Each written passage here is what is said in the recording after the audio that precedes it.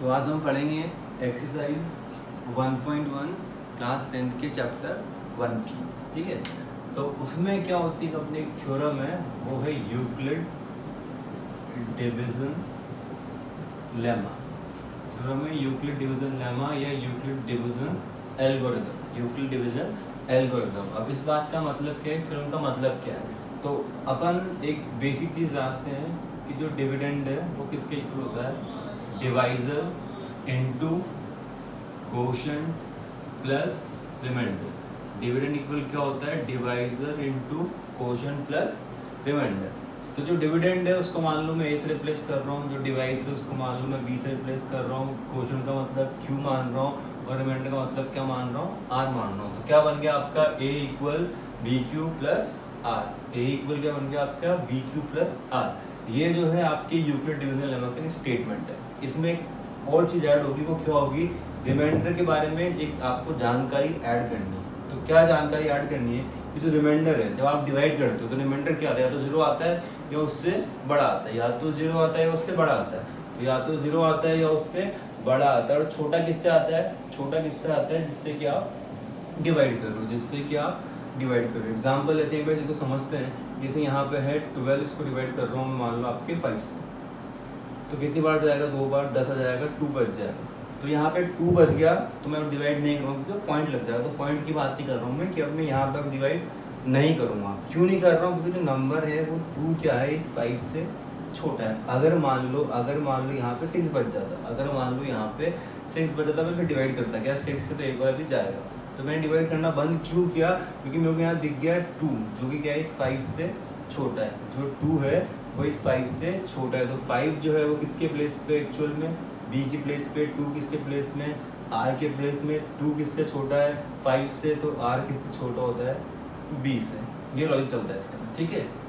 तो इसलिए यहाँ पे क्या लिखा जाता है कि r किससे छोटा होता है, आपके b से। तो ये जो पूरा स्टेटमेंट है, a equal B Q plus R, और r जो है greater than equal to 0 less than B होगा। ये स्टेटमेंट क्या आपका यूक्लिड डिवीजन लेमा या यूक्लिड डिवीजन एल्गोरिथम का स्टेटमेंट है। अब इसका यूज़ क्या है, तो इसको यूज़ करने से पहले हम कुछ बेसिक चीज़ें और देख लेते हैं, कि जैसे बी जो है वो क्या होगा। कुछ बेसिक चीज़ें आप समझ लें, पूरे एक्सरसाइज में काम आएगी। और अगर आप आर डी ऑल में जो भी क्वेश्चन करते हो, जिस भी बुक से करते हो, सब में वो चीज़ काम आएगी। सबसे पहले से अपन सीखते हैं, कुछ इंपॉर्टेंट चीज़ें हैं उनको सीख लेते हैं अपन।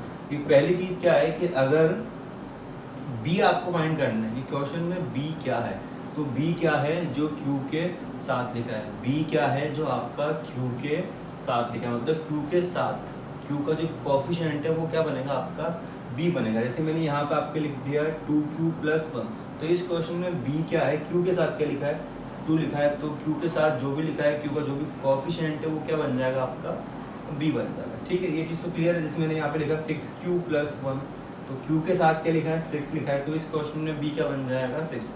तो एक चीज़ तो क्लियर है, पहली चीज़ तो अपन क्लियर है कि जो भी q के साथ लिखा है, जो भी कोएफिशिएंट ऑफ q है वो आपका b है। क्लियर।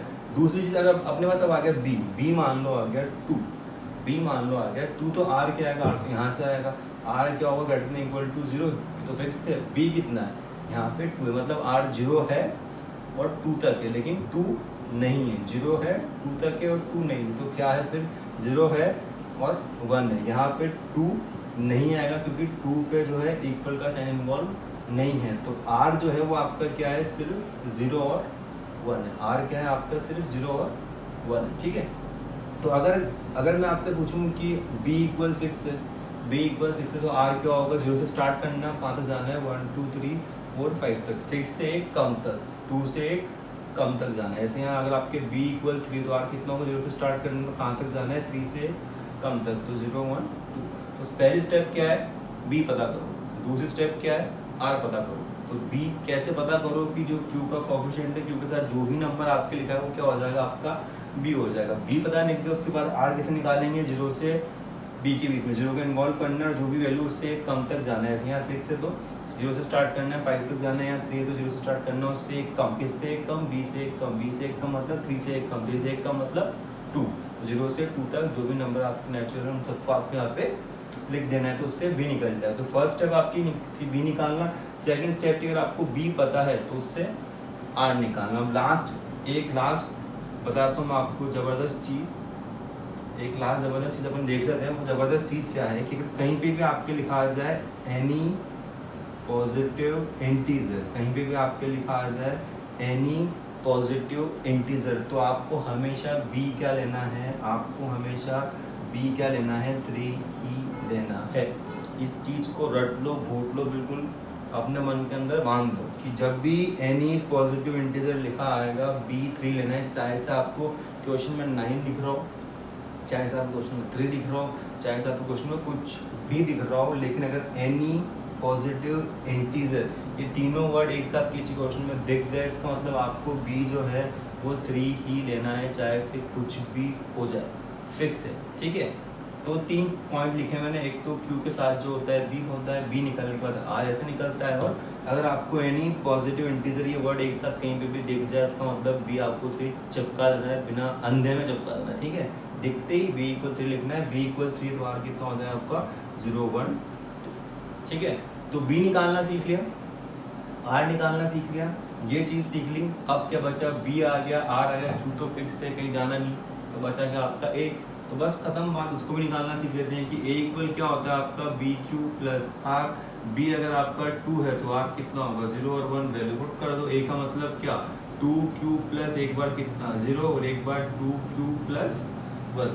तो ये आपका पूरा क्वेश्चन इस तरह से सॉल्व हो जाएगा। एक मैंने बेसिक आइडिया दिया है, अब अपन कुछ क्वेश्चन को सॉल्व करना स्टार्ट करते हैं जो इस थ्योरी पे बेस्ड है। ठीक है, तो शुरू करते हैं। जैसे आपको लिखा आ जाए क्वेश्चन में, मैन्युअली रीड कर देता हूँ आपको कि आपसे अगर बोला जाए कि जो आपके इवन नंबर्स होते हैं वो किस फॉर्म में होते हैं, 2q की फॉर्म में होते हैं, और आपके जो ऑड नंबर है वो किस फॉर्म में होते हैं, 2q प्लस 1 की फॉर्म में होते हैं। आपको प्रूफ करना है कि show that every positive even integer is in the form of 2q and every positive odd integer is in the form of 2q plus 1 where q is some integer. आपको उसको proof करना है, आपके inside example है। तो कैसे proof करेंगे, hint question के अंदर ही है, क्वेश्चन के अंदर ही हिंट है। उसने बोला 2q की फॉर्म में तो लाओ इवन को, और 2q प्लस 1 की फॉर्म में लेके आओ आप इसको ऑड को। तो यहाँ पे q के साथ क्या लिखा है आपके 2, तो b क्या बन गया 2, तो r कितना आ गया 0 और 1, तो a क्या होता है आपका bq प्लस r,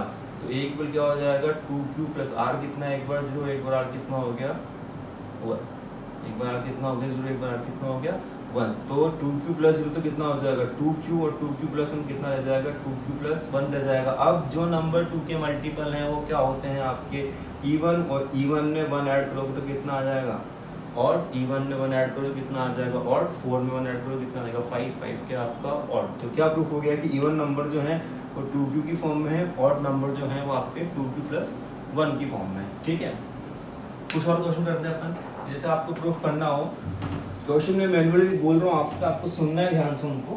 आपकी बुक के क्वेश्चन है, कुछ एग्जांपल्स है, तो कुछ आपके एक्सरसाइज के क्वेश्चन है। जैसे एक क्वेश्चन और अपन डिस्कस करते हैं कि आपका जो भी इवन नंबर है वो 4q प्लस, या जो भी आपके ऑड, इस बार ऑड पे आते हैं कि जो भी आपके ऑड नंबर है वो 4q प्लस 1 या 4q प्लस 3 की फॉर्म में होंगे, where q is some integer, या तो 4q प्लस 1 की फॉर्म में होंगे या 4q प्लस 3 की फॉर्म में अंदर वो आपके होंगे, आपको प्रूफ करना है। ठीक है, ऑड इंटीजर जो है 4q प्लस 1 या 4q प्लस 3 की फॉर्म में होंगे, आपको प्रूफ करना है। ठीक है, इसको डिस्कस करते हैं।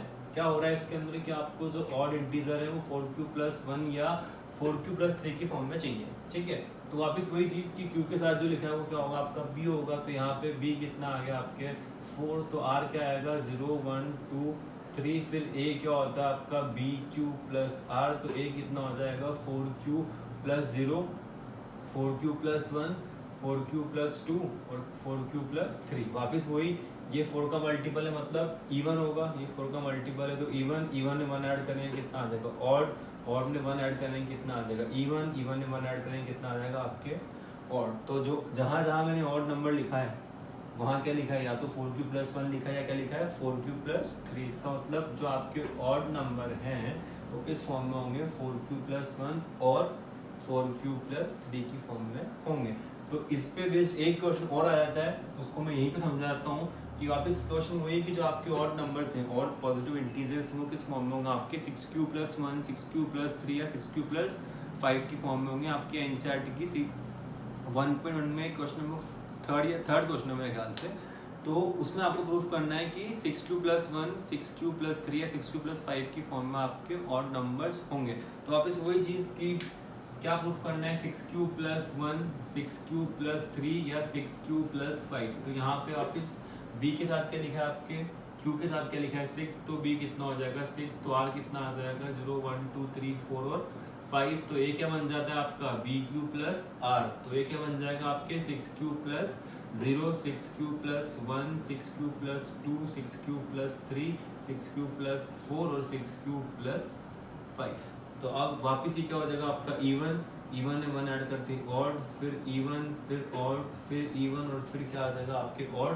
तो ऑड जहाँ जहाँ पे लिखा हो किस फॉर्म में, 6q+1, 6q+3 या फिर 6q+5 की फॉर्म के अंदर है। तो इस तरह से ये भी आपका क्वेश्चन हो गया प्रूफ। तो बेसिक चीज़ क्या है कि b के साथ जो q के साथ लिखा है उसको आपको b बोलना है, पहली चीज़। दूसरी चीज़ क्या है कि जो b है या जो आपका r है वो क्या है 0 से b तक होता है, लेकिन b इन्वॉल्व नहीं है, उससे एक छोटा नंबर वो हो जाएगा। उसके बाद फिर a क्या होता है bq+r, b तो फिक्स और r की वैल्यू जो वेरी करेगी उससे 2 टर्म 3 टर्म 4 टर्म जितनी टर्म आनी होगी वो आ जाएगी। उसके बाद आपको क्या देखना है, 2 का मल्टीपल है तो इवन, उसके 1 ऐड करते हैं ऑड, फिर 1 ऐड करते हैं इवन, फिर 1 ऐड करती है आपके ऑड, ये सीक्वेंस चलती जाएगी। तो इस तरह से जो इस टाइप के क्वेश्चन है वो आपके हो जाएंगे सॉल्व। अब इसमें 2 क्वेश्चन है लास्ट में आपके 4th और 5th नंबर पर, उनको अपन डिस्कस करते हैं, मजेदार क्वेश्चन हो। तो इन क्वेश्चंस को आप स्क्रीनशॉट लेकर नोट कर लीजिएगा। अपन आगे बढ़ते हैं एक बार कि जो 4th और 5th नंबर का आपके क्वेश्चन है उसमें ये प्रूफ करना है कि किसी भी any positive integer show that, 4th question है आपका, शो 1/1 का 4th क्वेश्चन कि show that square of any positive odd integer is of the form 3m और 3m+1, 3m और 3m+1। अब कहीं अगला क्वेश्चन उसको भी साथ में पढ़ता हूँ मैं, show that cube of any positive integer is of the form 9m और 9m+1 और 9m+8। तो अब इन दो क्वेश्चन को देख के देखना क्या होता है। जैसे पहले क्वेश्चन में क्या है, 4th क्वेश्चन में 3m और 3m+1 अपन देखा यार 3 दिख रहा है, b3 ले लो। फिर अगले क्वेश्चन में क्या दिख रहा है, 9 दिख रहा है तो b9 ले लो, नहीं b9 नहीं होगा, b दोनों ही के अंदर कितना होगा 3 होगा। क्वेश्चन नंबर 4 में भी b3 है, क्वेश्चन नंबर 5 में भी b3 होगा। क्यों होगा, क्योंकि अपन ने एक चीज़ पढ़ी थी कि एनी पॉजिटिव इंटीजर, ये टर्म अगर कहीं दिख जाती है मुझे, तो मुझे b कितना लेना है 3 लेना है। क्यों लेना है वो समझ लेते हैं, कोई मतलब नहीं वैसे, फिर भी अपन नॉलेज के साथ समझ लेते हैं। क्योंकि 3 की टेबल पहली ऐसी टेबल, उसके बाद भी हैं बहुत सारी टेबल, बट पहली ऐसी टेबल है, सबसे पहली ऐसी टेबल है कि इसके अंदर 3 जो इवन मल्टीपल भी हैं और जो ऑड मल्टीपल भी हैं वो ऑल्टरनेट चलते हैं। 3 की टेबल के अंदर इवन मल्टीपल और ऑड मल्टीपल ऑल्टरनेट चलते हैं। 3 1 जा 3, जो क्या है आपका 3 ऑड, फिर 3 2 जा 6 हो गया आ गया आपका इवन, फिर 3 3 जा 9 हो गया आ गया आपका ऑड। तो इस चीज़ से हमको कोई मतलब नहीं, आपको मतलब किस चीज़ से है कि जब भी एनी पॉजिटिव इंटीजर लिखा आ जाए आपको b कितना लेना है 3 लेना है। तो दोनों क्वेश्चन में b3 होगा, रीजन आप समझ गए। तो पहला क्वेश्चन है 4th वाला 1.1 का, उसमें प्रूफ करना है square of any positive integer is of the form 3m और 3m+1। तो यहाँ पे b हो जाएगा 3, तो r कितना हो जाएगा 0 1 2, तो a कितना हो जाएगा 3q+1 और 3q+2। अब क्या करना है इनका अपन को स्क्वायर, क्योंकि स्क्वायर करने को बोला है तो करो। a = 3q स्क्वायर करना है, कर दो, दोनों साइड स्क्वायर कर दो। 3 का स्क्वायर 9, q का स्क्वायर q स्क्वायर, लेकिन आंसर किस फॉर्म में चाहिए 3m और 3m+, मतलब 3 तो चाहिए ही। तो 9 का मतलब ऐसे लिखो कि 3 आ जाए, आ गया 3 × 3, ये रहा 3, जो बचा वो सब क्या है m, जो बचा वो सब क्या हो गया आपका m, और m का मतलब कितना हो गया 3q स्क्वायर, तो ये 3m। उसके बाद a कितना हुआ 3q+1 हुआ, तो इसका स्क्वायर करना है, कर दो 3q+1 का होल स्क्वायर, यहाँ क्या लग जाएगा a+b का होल स्क्वायर, वो क्या होगा a स्क्वायर 3q का square 9q square plus b square मतलब 1 प्लस 2ab, तो क्या हो गया 9q स्क्वायर। इस टर्म का मतलब क्या हो जाएगा आपका 6q, और इसका मतलब कितना हो जाएगा 1। क्या कॉमन निकल रहा है इन दोनों में से 3, तो निकाल लो, तो क्या बच जाएगा 3q स्क्वायर प्लस 2q+1, तो ये 3, उसके बाद जो भी लिखा है m और प्लस में क्या आ गया 1, तो ये किस फॉर्म में आ गया 3m+1, और m का मतलब कितना 3q स्क्वायर प्लस 2q। अब यहाँ पे एक डाउट होता है बच्चों के कि आंसर 3m में चाहिए था और 3m+1 में चाहिए था, दोनों में आ गया, क्वेश्चन खत्म। इसको नहीं भूलना है, तो 3q+2 है, इसको नहीं भूलना, इसका भी आपको सॉल्व करना पड़ेगा और आंसर 3m या 3m+1 की फॉर्म में लाना पड़ेगा। ऐसा नहीं कि दोनों आंसर आ गए एक बार तो काम खत्म, नहीं, 3q+2 को भी सॉल्व करना पड़ेगा। तो a = 3q+2 है और इसका कर रहा हूँ मैं होल स्क्वायर, इसका क्या कर रहा हूँ मैं यहाँ पे होल स्क्वायर। तो a + b का होल स्क्वायर क्या होता है, a² + b² + 2a और b, तो ये क्या हो जाएगा आपका 9q², 2 3 जा 6, 6 2 जा कितना हो जाएगा 12q और +4। अब आप ध्यान से अगर देखोगे तो इनमें से 3 कॉमन निकल रहा है, 3 कॉमन निकाला, कितना बचा 3q² + 4q + 4, तो आंसर किस फॉर्म में आया 3m+4, आंसर किस फॉर्म में आ गया 3m+4। लेकिन आंसर तो किस में चाहिए था 3m और 3m+1, फिर ये क्या हुआ, ये क्या हुआ, तो ये क्या हुआ, उसका जवाब क्या है 4 जो है उसके आप ऐसे फैक्टर करो, उसको ऐसे स्प्लिट करो दो नंबर्स के अंदर कि 3 कॉमन निकल जाए, बिल्कुल सही। 4 का मतलब क्या लिखोगे 3+1, तो वापस इसको हटाते हैं और अगले स्टेप पे क्या करते हैं 9q² + 12q + 3+1, यहाँ से यहाँ तक क्या कॉमन निकल जाएगा 3, जो बचेगा वो क्या हो जाएगा m और प्लस में क्या आ गया 1, तो ये किस फॉर्म में हो गया 3m+1 की फॉर्म में आ गया। तीनों नंबर ही 3m+1 या 3m की फॉर्म में आएंगे, 2 को आने के बाद इसको छोड़ना नहीं है, ठीक है। तो ये था आपका क्वेश्चन नंबर 4। तो वापिस एक क्वेश्चन आता है क्यूब करने वाला, तो क्यूब करने वाले के अंदर भी कहानी सेम है कि आपको जो b है वो 3 लेना है, क्योंकि अपन ने वापस वो एक गोल्डन वर्ड सीख लिया है कि जब भी आपके क्या लिखा है एनी पॉजिटिव इंटीजर लिखा है तो आपको क्या करना है भाई, b जो है वो 3 लेना है, r012 ये नंबर्स। अब क्यूब करते हैं, मैं आपको एक का क्यूब करके दिखाया तो इन दो नंबर्स का, बाकी थर्ड आपके लिए छोड़ दूंगा क्योंकि उसमें कोई ट्रिक नहीं है, किसी को स्प्लिट करके 3+1 8+9 नहीं लिखना है। तो मैं शुरू के 2 का क्यूब करता हूँ आपके लिए, तो ये हो जाएगा आपके 3 का क्यूब 27 और q का क्यूब कितना हो जाएगा क्यूब अब किस फॉर्म में चाहिए आपको आंसर 9m+1 और 9m+8, लेकिन 9m तो चाहिए, तो इसको लिखो 9 × 3 q का क्यूब, ये 9 जो बचा वो m और m क्या होगा साहब यहाँ पे आपका 3q3, ऐसे ही आप इसका क्यूब कर लेना, कर दो दो में। चलो इसका 3q + 1 का होल क्यूब करते हैं, a + b का होल क्यूब, वो होता है सब आपके a³